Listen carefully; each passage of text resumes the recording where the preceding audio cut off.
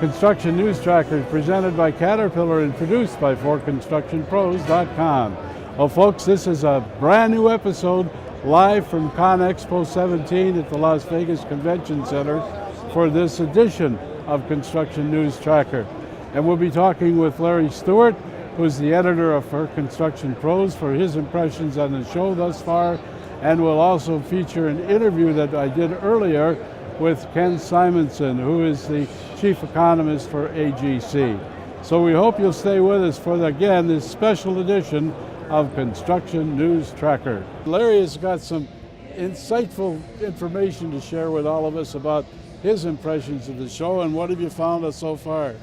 Well, you know, I think one of the big surprises was the positive economic news that we heard. Right. And it's largely anecdotal, but it's not people talking about election euphoria. There are people booking business both on the contractor side and the equipment manufacturer side that they weren't necessarily expecting from the show. They wanted from this show, but they weren't necessarily expecting it. Right. So everybody's cautiously optimistic. Yeah. They're guarding their outlooks for 2017. No one's changing their 2017 outlooks just yet, right. But it looks like they might. And that's really a good sign. And on top of that, we've just finished the last of the EPA emissions tier regulations deadlines.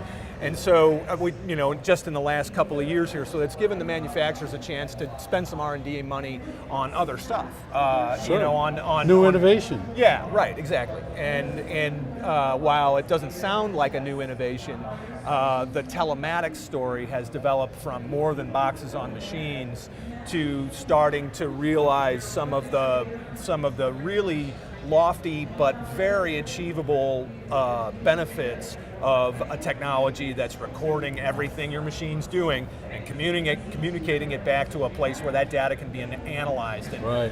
The manufacturers, I think, they've realized that their customers aren't data scientists, and so what they're doing is employing their own data scientists and staffing up operations like Caterpillar's Productivity Services group.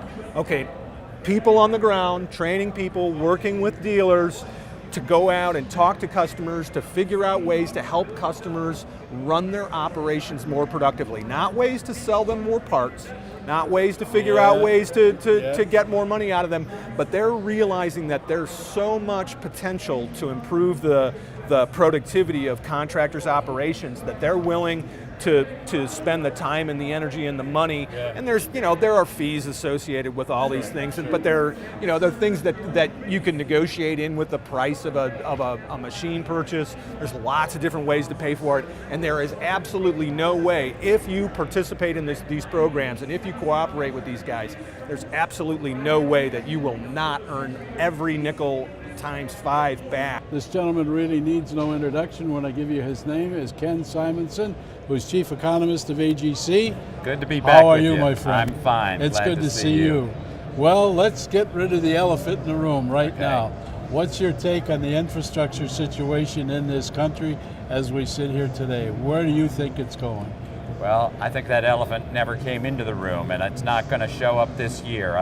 I would not be counting on getting a lot more money or even $1 more than we expected 6 months ago for infrastructure in 2017. Maybe Congress will get to this issue by the end of the year, but they have a lot coming up ahead of that. They have a pretty heavy plate, don't they? They do, and they are so divided that even if the president comes forward with a specific plan rather than just saying, oh, I want $1 trillion, please, but if he says, here's how I want it paid for, here's the kinds of projects I want it to go to, here are the agencies that will distribute it, it'll take all year to write that legislation and another year to actually get the money out in the field. To get it implemented, we're talking maybe 2019 or 2020 before we actually see some shovel work. That's right. So my outlook is that yes, construction will continue to grow this year, just as I think the economy will continue to grow, but it's going to be very spotty, very segment specific. And there's a whole lot more uncertainty around my forecast than there was a few months ago. I think that we're still going to get a lot of office construction, warehouse, data center's still a hot niche. Right. On the public side, there's a lot of school bond issues that passed in the last 2 years. That's going to move forward.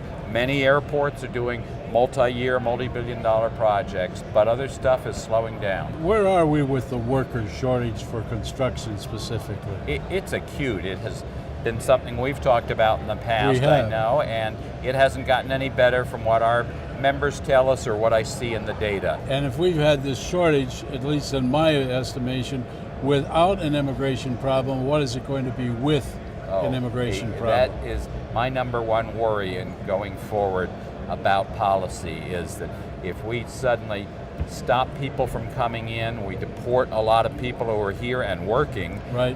That makes an already difficult situation really acute. We need a much more rational immigration policy that says firms that demonstrate a need for workers can bring in somebody who is otherwise qualified to come into this country. Construction News Tracker is presented by Caterpillar and produced by 4constructionpros.com. We're all over social media at YouTube and of course Facebook and Twitter as well. So follow us at the various websites that you would like to find out more about all the construction business, as the streaming web never ends.